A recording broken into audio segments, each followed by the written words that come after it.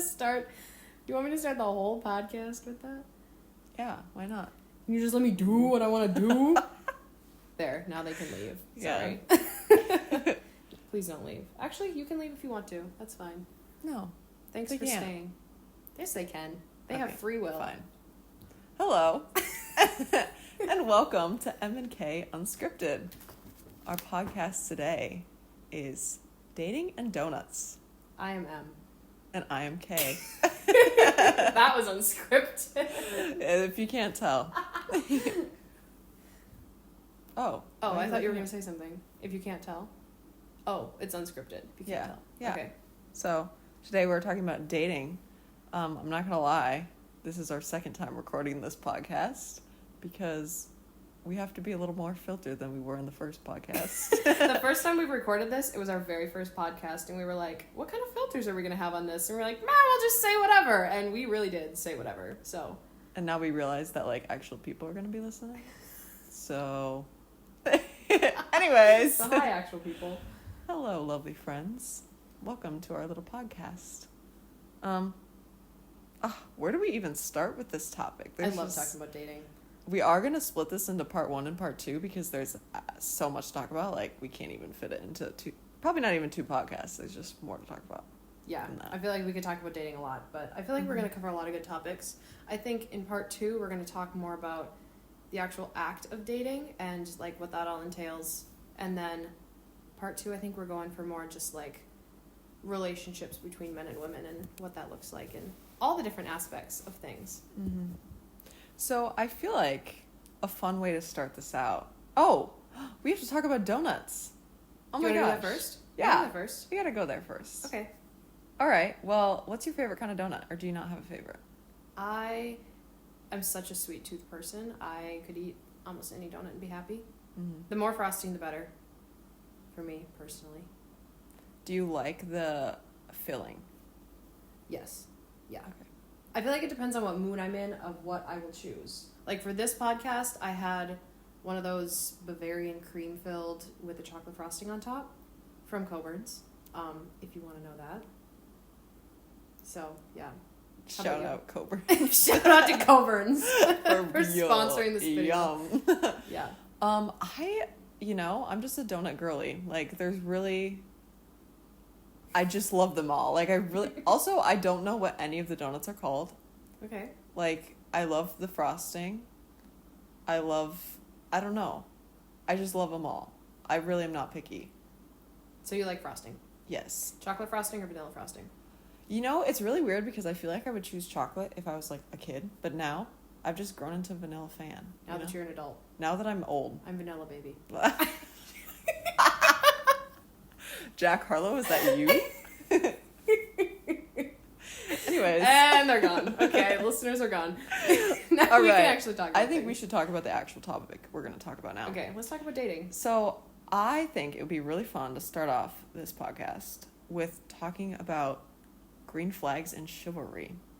Because I'm just thinking of first dates and what you might look for and just green flags when you first meet someone. So are you talking about when you meet someone before you actually go on a date or on the date? What are green flags you're looking for? I think we can talk about either. Just in general, in guys, whether it's on a date or if you just meet a guy and you're like, wow, that is a really green flag right there. Okay. I feel like we need to add an obvious, not a warning. What's the word I'm looking for? Disclaimer? Yes, that we're women, so we're going to be talking about men. Why you is just that said disclaimer? in a guy and I don't know. I feel like guys would look for maybe different things in girls, but not necessarily. But we're obviously going to be coming at this from a perspective of boyfriends and what we're looking for in men. Mm-hmm. Maybe that wasn't needed. I don't think it was, but maybe. Never mind. What do you look for? What are green flags you look for? I wrote them down. Oh. Okay. You gotta have non-negotiables. You gotta have a list. So these are your non-negotiables? No. That's a whole nother thing we could talk about. Oh, I'm gonna write that down. Okay. Okay, what's your list? This is just a list that I just pull out of my brain kind of last minute, so it's obviously not an all-inclusive list, and things fluctuate because not every single guy that I've liked has had these things. which maybe that's a red flag because, anyways, okay. So, because we can't say that Kelly's liked only green flag of men. But anyways, okay. I think one thing on like a first date that I look for is just overall kindness. Like whether, like if you're at a restaurant or... Can I clarify? Yes. When you're meeting people or when you're on a date? Both. Okay, so you're doing both at the same time. Sure. Okay. Overall kindness, like if he's kind to the waiter, if he's just kind to you, if he opens the door. Like, okay, we're having this discussion with some of our guy friends last night. It was so wholesome. And we were talking about how, like, we've been raised to open our own doors. Like, I can get my own door. Trust me, I'm a strong, independent woman. I can do that. Yes, but it's not about the fact that I can get my own door. It's the fact that a guy opening a door for me is a sign of respect. And I think that that is a really green flag. It's not like if a guy doesn't open a door for me, he's a red flag. But I just think, like, going out of his way to do that is a really kind, chivalrous thing to do. I can't speak. Yep. Uh-huh. Okay, this is going to take me forever if I don't hurry up. So, I think also love for God. Like, that is a non-negotiable. Being a Catholic man who loves God, who wants to talk about God with me, is very important to me. Along with ambition and kindness and humor, all of those things. If he's a leader, if he's an initiator, I feel like very... Oh, we can't talk about gender roles because that's going to be in the next podcast. But I will just say, I love that. So, yeah. That's a wonderful list you have. Thank you. Are those your list of non-negotiables? Or do you want to talk more about, like, what your absolute non-negotiables are? Because I talked about this in a class. I took a class called Family, Church, and Society. And so it was about, like, relationships and marriage and divorce and all the things that come with it, like, in the frame of the Catholic Church. Mm-hmm. Where was I going with that? You should talk about your non-negotiables. Oh, yeah. So my professor said you need to, like, have non-negotiables so you can, like, choose somebody and just not, like, slide into a relationship because it's easy. And so I feel like for me, I don't know, it's interesting because I do have non-negotiables of, like, you absolutely need to have this, and, like, if you don't, that's a deal breaker right off. But that list is very, very small because I feel like there are just so many people that are such good people, even if they don't necessarily, like, have uber specific requirements. Mm-hmm. But also, I don't know, I feel like the list is like for me, I want a Catholic man. I feel like it just makes sense for me to, like, want to raise my family in the Catholic Church, and I think that will be done easiest if my husband is Catholic. I don't really want to flirt to convert, you know? I'd rather he just be Catholic. So, like, that is very important for me. Like, if I know you're not Catholic, like, I'm probably not going to waste your time. I'm not going to waste my time. But other than that, like, I have preferences, but I feel like not actual non-negotiables. Yeah, I will say something I was just thinking of as you were speaking is that if a man is truly a man of God and is Catholic and, like, really genuinely loves God, a lot of those things will follow. Like, if he loves God, mm-hmm. he's going to be respectful. He's going to be kind. He's going to be loving. He's going to take care of you. Like, all of those things, I feel like, are... Obviously, there's a level of, like, you want to be good friends. Like, you want to have a good foundation of friendship and, like, that sort of stuff. And obviously, you want to be attracted to him. That's another non-negotiable. But if he loves God, I feel like that a lot of things follow with that as well. So... I agree. I am curious. How do you feel about who pays on the first date? Ooh. We've talked about this. Mm-hmm. I don't know. I feel like it depends because, you know, I love my strong independency.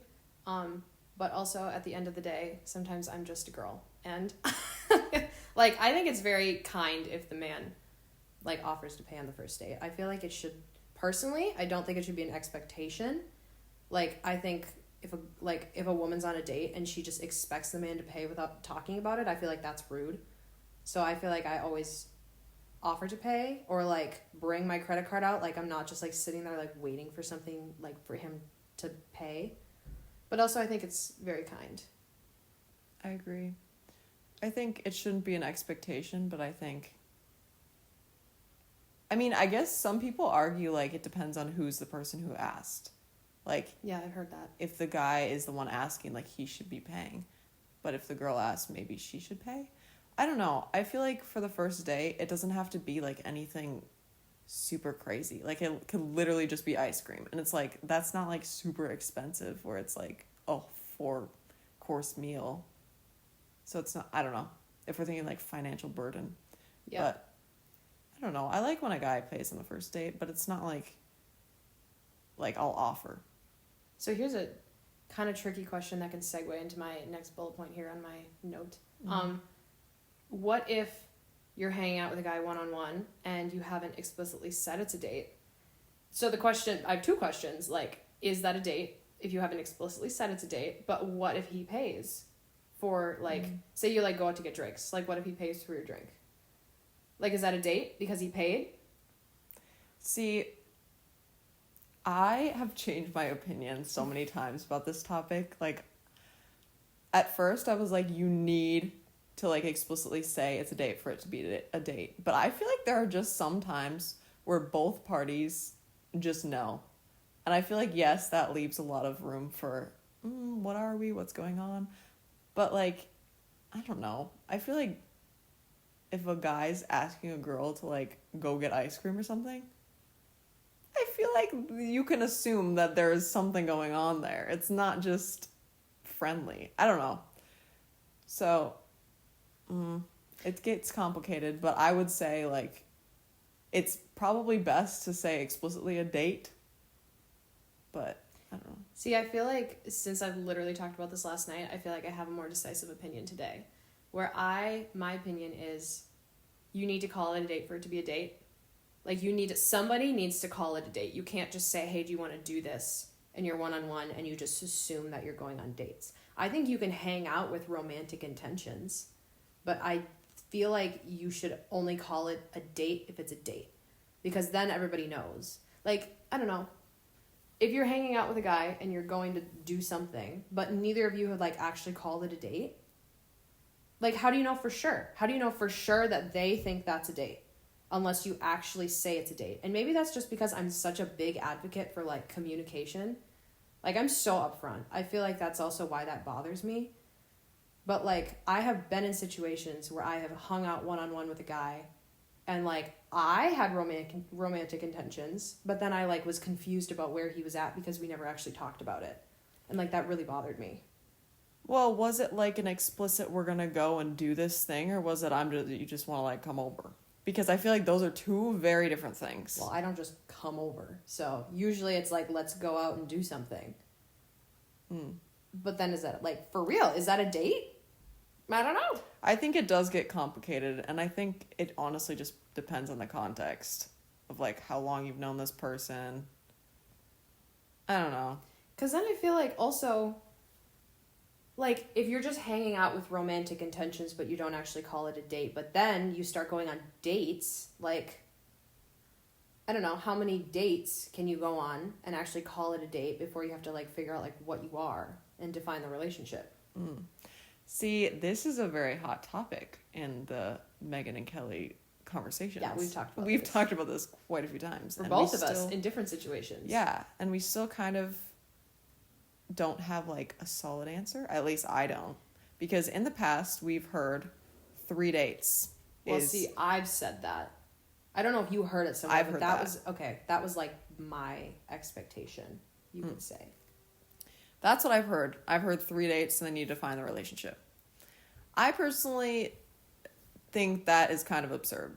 Like, if you think about it, if it's somebody that you just met and you, like, go on each date and it's, like, 2 hours each, let's just say, for example, that's only spending 6 hours with a person one-on-one and not in their friend group and not seeing what they're like in their actual life. And I feel like that's hard to just be like, oh yeah, I'm going to commit myself to this one guy. Like, I don't think that, I don't know.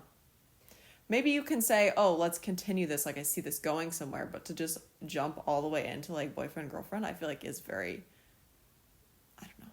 Yeah, I feel like the expectations are so different if you know the person outside of like just meeting them on the date. That's why I feel like, I don't know, like when I'm set up with people, it's weird. Like when I have gone on, like I've met someone online on a dating app and then I'll like go on a date with them.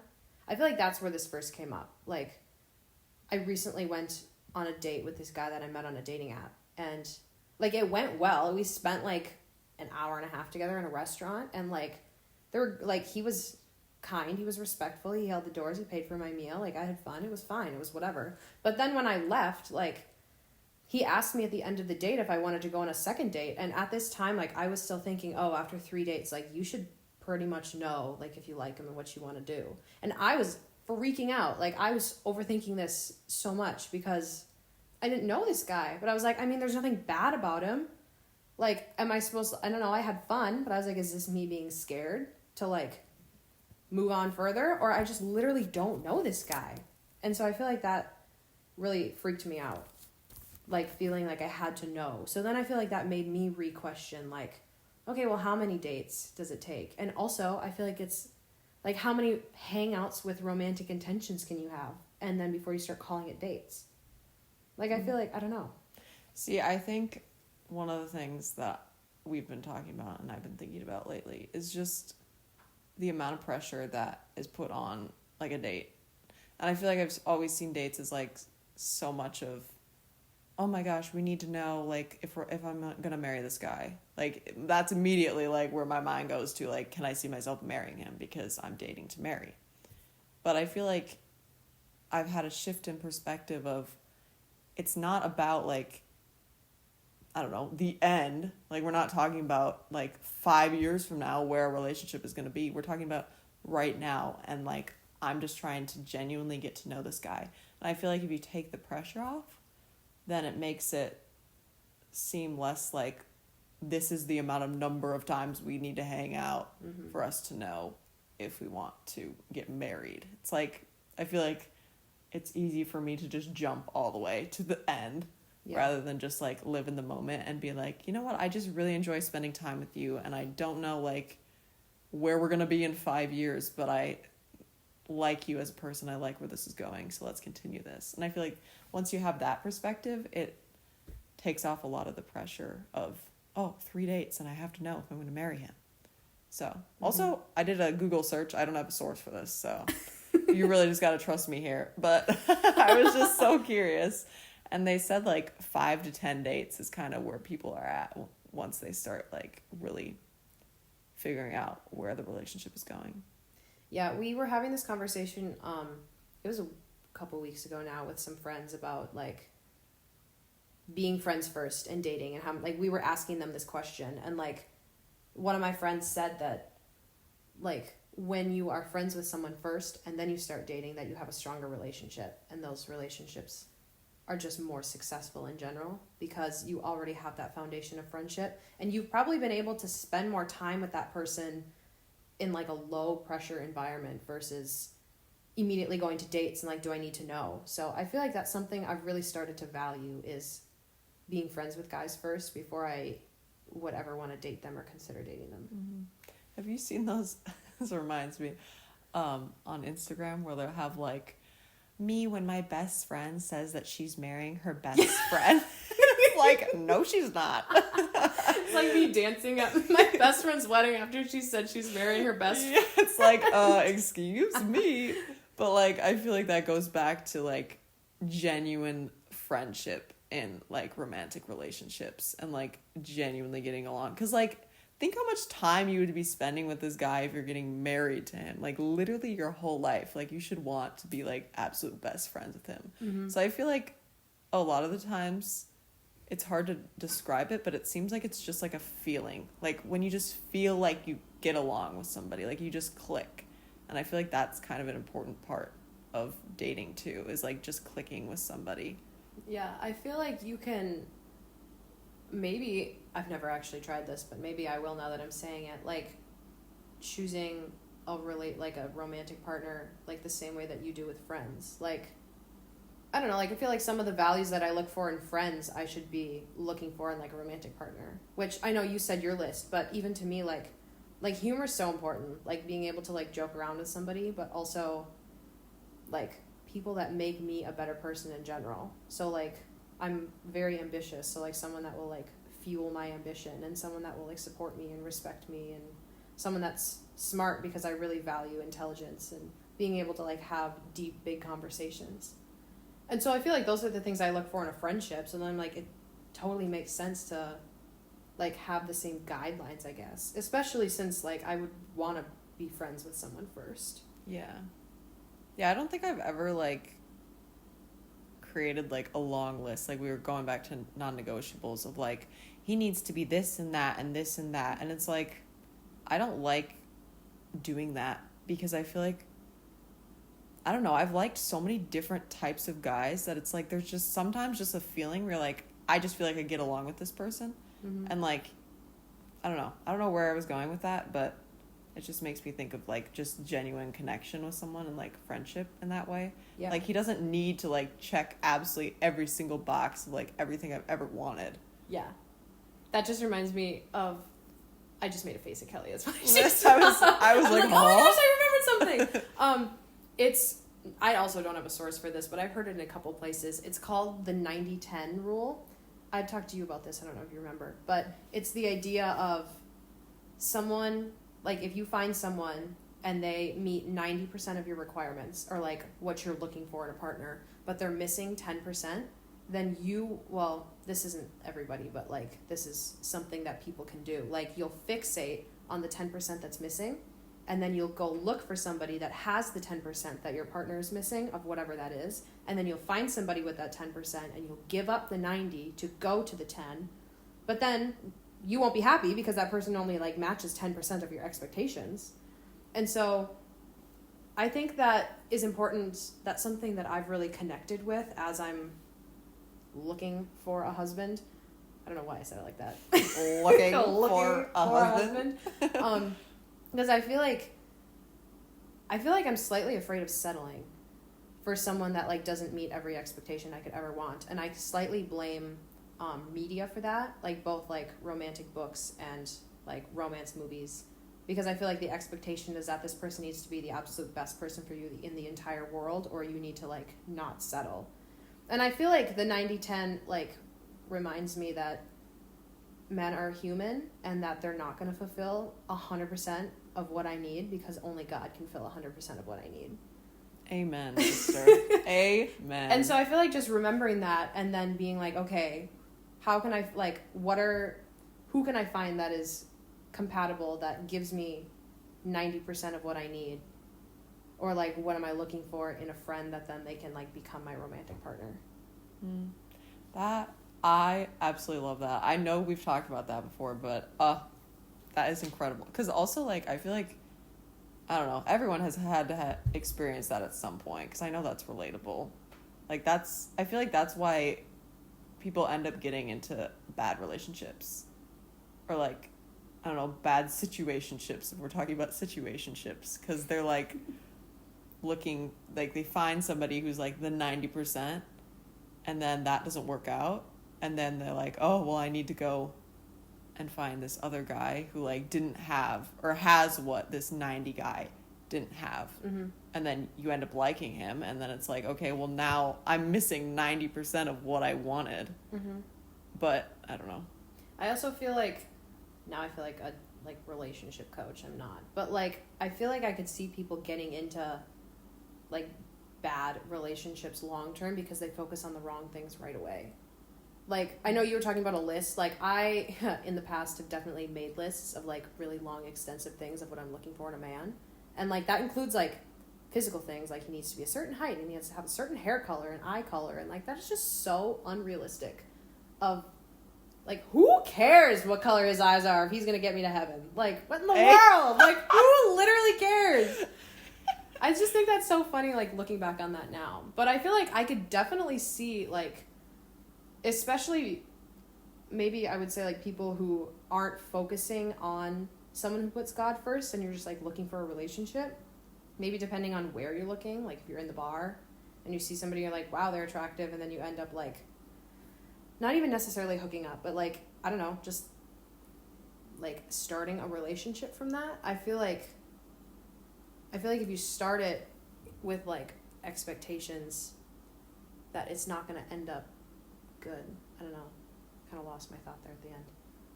Like if you're not like, I don't know. I feel like if you're God. just, even if you're like talking about physical, like if you're just focusing on physical appearance and nothing else, like, yeah, you're probably going to get a douche because you're not looking at like the whole person. See, agree with that so much because like if a guy has a really good personality and like he automatically becomes like way more attractive. Mm-hmm. But if like a guy who I think is really attractive physically is like just rude or arrogant or just, I don't know, doesn't follow God, like that's automatically makes him way less attractive to me. Yeah, like he's still attractive, but now he's an attractive Yeah. douche. So like that's it's a lose. It's still a lose. But I totally agree, which I think is really interesting to think about when like you're on dating apps and you're just looking at people and basing your entire judgment of them on their pictures. Can we talk about dating apps? I would love to talk about dating apps. Okay, wonderful. Yeah. Let's do that. Do you want to start with your thoughts on dating apps? How do you feel? Sure. So What? I have... No, go ahead. What? Okay. I have very limited experiences on dating apps. I downloaded Hinge senior year in a moment of weakness. I think it was personally a moment of weakness. Maybe some peer pressure. There was a little peer pressure from I can admit to that. Megan. Yep, definitely. So, I definitely did. It's fun. Like, I won't lie. Like, being on a dating app is fun. Like, creating your profile and, like, seeing all the guys on there. And, like, I don't know. I feel like it helps you figure out what maybe you're looking for and what you're maybe not looking for. But, honestly, overall, not a fan. Absolutely not. Because I think it's just, like, I'm not saying dating apps can't work. Because a lot of people have found the love of their life on dating apps. But for me, I feel like it seems too shallow. Like, a lot of it is just about physical appearance. It's about, like, 3 prompts where it's like, oh, yeah, what are some of the, like, I've seen videos on Instagram where it's, like, the basic guy, like, Hinge profile. And it's like, what am I looking for? You. It's like, okay. That's literally the one I was going to say. Can we, like, be a little bit more authentic here? I don't know. Like, give me some personality. Like, please. It's just like, oh, I like trucks and I don't even know. Pictures of they know how to get attention, so they put babies on there and they say, this is not my child. This is my niece. Well, this is my also to nephew. be fair, I won't say it doesn't work, but but it's just, I don't know, it's really hard to like genuinely know somebody based off of like a few pictures. And also, like, I'm kind of a chicken and like it sounds kind of scary to just meet up with a random guy that I don't know and like go on a date. That's very intimidating. Yeah, like that sounds scary because I don't know, I don't want to put myself in a bad situation, like just in terms of safety, and also just like you don't know him. Mm-hmm. So I'm definitely like more a meet in person type of girl. So that wasn't really very successful for me. There was just some things we don't need to go into about. Anyways. Not the highest quality people No. that Kelly encountered on that dating app. No. So, yeah. That's my initial thought about dating apps. Which then again, I only went on Hinge, so That's who fair. knows? I feel like I'm starting, now that I talk to more people, especially like Catholic people, I realize how many dating apps there are. Like, I feel like when I was in college, I was like, there's Tinder, there's Hinge, and there's Bumble. Tinder is for hookups, Hinge is for normal people, and Bumble is, I don't even know. I just never thought about Bumble. But there are so many. There are. Like Catholic Match, Christian Mingle. Not that Farmers Only. You can't be lonely on farmersonly.com. Is that... I don't even know what Farmers Only is. I think you have to be a farmer. Oh. And I don't know. They like screen you? That's what Well, we our were just friends were talking about that. They this. said you have to like put in the amount of acreage that you have of land to, I don't know. I can't verify that because I'm not on Farmers Only. Anyways. But yeah, I feel like there's just so many. Yeah. I don't remember where I was going with that. I don't even know. I honestly... Oh! I don't remember where I saw this study. Oh my gosh, I have so many studies that like I literally don't know where I saw them, so I can't. Are you gonna talk about the graph? About like the changing graph Yeah, and how people yeah. meet. Yeah. Do you Okay. know stuff about it? Well, I saw the graph. Actually, we read one article. I read a couple articles about dating apps, and I don't have my notes with me, so that won't be helpful. But it was essentially talking about, like, it was a graph over time of where couples met. And so it dated back to, I think it started in the 40s, this graph, and then it came all the way up to where we are now. And the amount of change there was of where people met, like, it used to mostly be, like, family and church and friends. And then, like, as time went on, I think it started, I feel like it started in the 90s where, like, online was even an option. And then, like, within the last 10 years, it's just exponentially blown up the amount of couples that have met online versus all of the other medians, I guess. Like, people don't really meet from family anymore. Like, Friends went up, and, like, Friends is, I don't want to say it's number 2 because I don't know for sure, but, like, it's still common that, like, people meet through friends. But, like, online was such a huge percentage of that graph, so much that it's kind of scary. And I feel like it's kind of depressing to look at that graph if you're not on dating apps. And then you're like, well, how in the world am I supposed to meet somebody? I wonder how many people actually want to be on dating apps that are on dating apps. I would be so curious. That is another thing that I see on a lot of, or I used to see because I'm no longer on Hinge, but that guys would put like, together we can get off this app. Yeah, my goal is to delete the app. And I'm like, well, get off then. Why are you They're on like, it in the I first hate place? Hinge. And I'm like, get off then. What do you do? Well, also, to be fair, I hated Hinge and I was on it for like a little bit. yeah, So I've dabbled with a few dating apps. Hinge was the one that I actually like tried to find somebody on the hardest because I think it's the normal one. But also I didn't really try, like I had Catholic Match for about 2 hours and then I deleted it because I was like, I don't want to do this. I had Tinder for about an hour. I was like, this is not where I want to be. So I got off there. But I feel like Hinge, I liked that you could, like, you didn't have to put a lot, but you could if you wanted to. And so, I don't know, I tried it a couple different times. Usually, it was like, I wasn't actually trying to go on dates. And then I was like, oh my gosh, people are messaging me and I don't want to message them back. So I was like, Megan, get off this app. What are you doing? So then I deleted it. And then I tried again I think it was like a year ago, and I matched with this guy, and actually I really enjoyed talking to him, and then we met in person on a date, and then I decided that I didn't want to go on a second date, and then he ended up getting engaged 6 months later, which is like crazy, but he was really out looking for a wife, and I was like, okay. yeah, that is insane to me. That Yeah. story is crazy. That's crazy. It's also crazy that, like, I feel like my perception is like people like that are not on dating apps. Like, I feel like a lot of people just use dating apps to just like mess around and not actually meet people. But I'm not sure. It's interesting. And then partly for the terms of a social experiment and partially because I was like, whatever. Like a couple months ago I downloaded it again and I was like, I'm gonna like really give this a try and like actually meet people and like go on dates in person. And I had such a huge profile, like talking like what I want in a man, like what are things about me, and like all these different things. And I ended up going on, well, it's technically 3 dates because it was 2 dates with one guy and then 1 date with another. And then I deleted it because I was like, this is exhausting. And I feel like the kinds of people I wanted, I was not finding on Hinge. So I was like, okay, maybe I'm just going to go for the organic in person for a while. That's so fair. But, like, it was so interesting because what I did is, as long as, like, I tried not to focus too much on, like, the pictures because, like, we talked about, like, pictures are just, like, a terrible way to gauge if you're physically attracted to somebody just because, like, so much of attraction is personality. And so I was trying really hard to, like, just look at the non-negotiables in my brain, and then I was like, okay, could this be an option? And then like match with those. And then I like messaged a lot of different people, and I was like, so I actually, like, I'm really interested in like meeting in person. Like, are you interested in like scheduling a date? And so I didn't really talk to them online beforehand, and then I met in person. And I don't know, I feel like that was good and bad because I really went on a date with this hobo, and it was not that was not the best date. But like the other one was fine. And then we went on a second date, and then I feel like that was the one that I was really anxious. I was like, how am I supposed to know if I want to go on a second date? Oh my gosh. And I was like, well, there's no red flags. And like, he's very kind. And I was like, I'm like having fun, so I guess I'll go on a second date.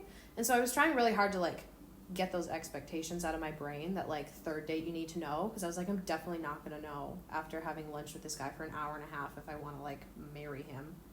And it ended up not working out. But I don't know. I feel like I don't regret meeting those people in person. But it also made me realize that a lot of people are on dating apps for the wrong reasons. And they're just like, I don't even know why they're there. Like, I messaged this one guy that I matched with, and I was like, hey, are you interested in, like, meeting in person for a date? And his response was, probably not. I'm too shy. What? Like, what do you mean? Why are you here? And so I was like, okay, I just ignored it. But I was like, I really want to say some, like, things that are probably mean. But I was like, you know what? Whatever. He can live his little life on Hinge. You know, I feel like that's honestly fair. Like, not actually. I think it's kind of fair, though. I think a lot of people are on dating apps and just genuinely don't know what they want and, like, are scared to meet with people in person and, like, it's a thing to do. That's fair. Also, I heard, so I kind of interrogated both the guys I went on dates with, like, about Hinge. And they, like, one of them was like, yeah, guys get ghosted, like, all the time on dating apps. I also heard a statistic somewhere that I cannot back up with proof that, like, 80% of people on dating apps are men. And so I really wonder, like, what the demographic is. It might be, I don't know.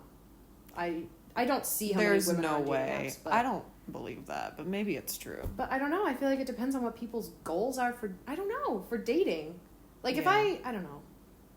I was going to say, if I really wanted to find somebody, I wouldn't look online. But that is not necessarily true. Because people do find people on dating apps. Maybe it's just the social expectations on dating apps are not, let's go find my husband or wife, unless you use specific dating apps. Like, I feel like more Christian-centered dating apps are like that. Yeah. I honestly am just such an advocate for, like, putting yourself out there in person. Like, I don't know.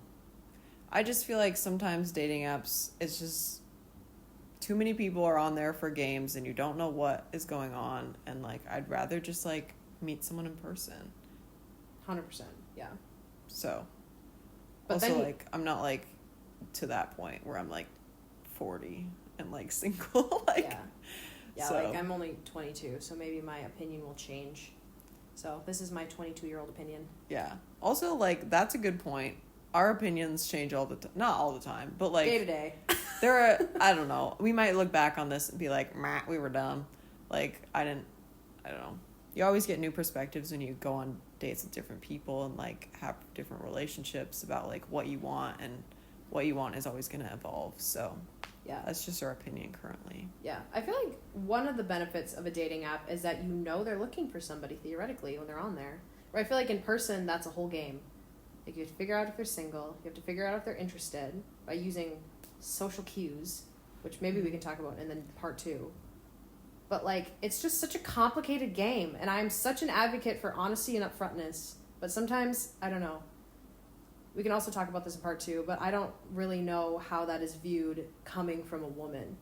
Like, because, like, I've asked people on dates before, and I feel like I get, like, mixed reactions from men. Like, yeah, because of that, which is fascinating to me. Yeah, I saw this video of this guy that was like, well, you know about it, but I'm just telling telling the listeners, the viewers. Oh wait, no, the viewers. View our black screen. Yeah. That this guy said that if his now wife had asked him, like, if he wanted to go on a date, he probably would not have been as interested because she would have been the one who initiated it. Which, like, is kind of insane. Like, not insane in necessarily a bad way, but just like, oh, whoa, like, people just have very different perspectives on who should be the initiator. And we don't need to go in that rabbit hole, but yeah, it's just interesting. And that was, like, one guy's perspective on YouTube, so I'm like, how realistic is that? But yeah, I've also seen things the other way that, like, a statistic I, again, can't back up with evidence, that 80% of women that make the first move end up marrying that person. And, like, I've heard mixed. I've heard some people say that they really like when women make a first move, and they really want to be the one to like initiate something, which I feel like goes into kind of our part 2. So maybe we'll save that for part 2. Yeah, for sure. But I'm excited to talk about that. Yeah. One thing we were talking about last night, which I think was so funny. So last night we were hanging out with some friends, in case you guys know who you are if you're listening. Anyways, shout out squad. Anyways, we were talking about cutie dates. Can we talk about the cutie dates? First of all, hearing a man say cutie dates just made my day. So funny. So funny. Because we kind of define cutie dates as like, I don't know, going and getting ice cream or maybe going on a little picnic. And then our friend was like, well, isn't that just what a date is? And both Megan and I were like, well, yeah, but that's just not like our experiences with guys. Mm-hmm. I feel like a lot of it is like, you want to come to my apartment and chill? And it's like, well, like, no, not really. Or it's not even asking, and you have to play the game of like, is he interested right now or is he not? And that is just a horrible game. Yeah, it's just very unclear. There's a lot of different feelings you get from that, which also I don't want to sit here and be like, women are not also just as confusing. Oh, I'm sure. Like, guys would definitely say that. I've heard guys say that all the time. Yeah. Of like, women are confusing. I'm like, you know what? That's probably fair. We are. We are confusing, and so I apologize for being confusing. But I feel like it goes a long way. Like, I was trying to come up with examples of cutie dates then. Well, like, what's a good date? And honestly, I feel like almost anything could be a good date if you have the person in mind that you're, like, if you think that person will like that thing and you have intention to, like, make them happy on the date. Like, I feel like that's a good date. Like, if you're like, oh, I know that they really like this thing. Like, if you know that woman loves McDonald's and you know that'll just make her day, take her to McDonald's. Like, but you have to, like, know what's meaningful to them. Mm-hmm. So I don't know. Like, if they're lactose intolerant, maybe don't take them for ice cream. For real. I'm not. So, like, that's... I am, so maybe not. Yeah. No, but, like, actually there's nothing more attractive when a guy, like, has a plan. Is like, oh, I know you like this, so let's go and do this. Mm-hmm. And, like, that... And, like, asking directly. Like, it's not like, I was thinking, like, maybe I kind of want to do this, and then doesn't ask a question. Like, no, just ask. Yeah. The worst they can say is no, and I think a good woman will, like, respectfully say no if she's going to say no. Otherwise, that will mean a lot to her. Mm-hmm. So, yeah. I feel like that really, like, makes the guy stand out, too. Yeah. Because maybe it's just the media that's skewing my perception, but, like, sometimes it's like a come chill. Or, like, I was thinking about doing this. But yeah. Or, like, I'm bored. What are you doing? Like, that's not an invitation. Ask me on a date. What do you mean? That is too relatable. Yeah. Also, I feel like I want to say, like, if you don't know what she likes, just have a plan. Even if she is lactose intolerant, it will mean a lot if you, like, have a plan. Like, hey, I thought we could go here for ice cream. Yeah. And so, like, I don't know. I feel like you don't necessarily, like, don't be worried about, like, what if she doesn't like it. Like, I feel like it's the thought that counts for that, for sure. Totally. Like, honestly, I'm such a quality time person that it doesn't even matter what we're doing. Yeah, I'd probably eat the ice cream, so. Yeah, she would. Honestly, I'm going to tell you right now, yeah. she would eat the ice cream. I would for the date. Don't even worry. Yeah, it's all about, like, I don't know. For me, it's not about what you're doing. It's about who you're doing it with. And so, like... Amen. Yeah. So I feel like if you're just putting in the effort and, like, I don't know. I also feel like it's an okay expectation for, like, women can also, like, help plan the date. Like, it's not like you need to be alone in, like, the decision. It just means a lot when, like, the first date. Like, if you want to ask somebody out a date, like, you have a plan of, like, hey, I thought we could go to this place and do this thing. Mm. Like, that means a lot. Yeah. And, like, I don't know. Obviously, like, I have suggested things, like, places to go on a date. Mm-hmm. So it's not like women aren't involved in that at all. Yeah. But it's just nice to have someone who's initiator and, like, has a plan. Yeah. Like, I'm very decisive. I'll decide where to eat if you want me to decide. Yeah. Like, whatever. That's fine. Yeah. That's true. She's a strong, independent woman. She is. She's a strong, independent woman. Mm-hmm. But I still like when you open the door for me. So Exactly. That's what we need. the duality of women, for sure. We know some guys that hate when we say the duality of women, and so I think it's just so funny. But it started as a joke, but honestly, I love that phrase because I feel like I want you to respect my duality. Like, I want you to treat me as like an independent queen who can like take care of herself and like she's strong and she is independent and she is respected and smart. But also like sometimes I'm just a girl and I want to hug and like I want you to open my door. Yeah. Which like feels like opposites, but also like I don't know. I feel like deep down every woman wants that. I agree. Mm-hmm. You know, I feel like this might be a good place to wrap it up. Stop And say that part we are going to have a part 2 to this Ooh. lovely conversation. We may record it immediately after this, or we may not. Oh. You won't even know. No, you won't, because they'll be separate. Yeah. So you just have to wait and suspense. Definitely separate, yeah. Which is like really unfortunate for you, but like we get to talk about it already, so. It's fine. So you'll So sorry for that. But yeah, so we have a lot of really exciting topics to talk about in part 2 as well. Honestly, I thought I was more excited for part 2. Part 1 was awesome, but I'm also really excited for part 2. So yeah, stay tuned. So stay tuned. Thanks for tuning in. And we love you all. yeah, we really do. Yeah, we do. I just want to say that. I don't even know who you are. Actually, I might. But the fact, yeah, we probably will know everybody who's listening. I know you and I love you. Yes. I really do. There's my words of affirmation. I'm working on it. Yes. And that is a sneak peek into maybe something we might be talking about in the future. Ooh, that's great. So, Okay. yeah. Okay. Ciao. Bye. I think we should immediately